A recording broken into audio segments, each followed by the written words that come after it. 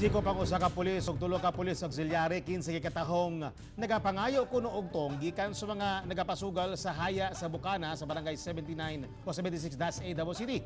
Ana ang report ni Sheila Vergara Rubio. Priso karon sa selda sa NBI 11 si Police Corporal Reynard Abalye. Kuyog sa laing tulo ka police auxiliary, human sila gi-entrap nga kuno gapangayo og kwarta gikan sa pasugal sa haya sa Purok 8, Bukana, Davao City.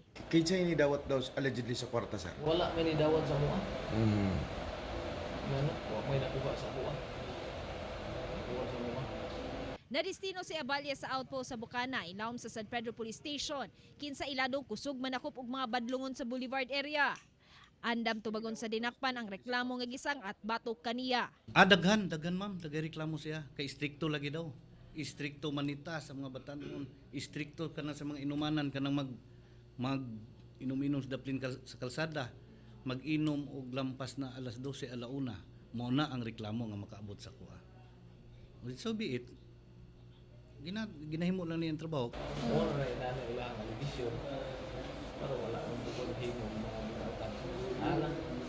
Sigon sa tagtungod sa minatay nga nakaduhog na sila nga gahatagan og salapi ang nagapasugal ngadto sa pulis. Apan dihang gi-entrap, sigon sa ubang residente nga wala sila nakitang salapi nga gidawat ang suspect. Wala po kabalo ma'am kung pila po kuan kay sila raman ang nagakuan jud nagatunol.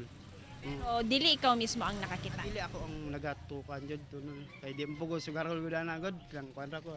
Sa storya-storya. Torear po sila dire. Nga wala jud ko nakita po nato. Nga gidonol mao ra po na sa ko. Nga wala po ko nakita kay naman ko ato kay nanugal pero murag sa ko man kalit.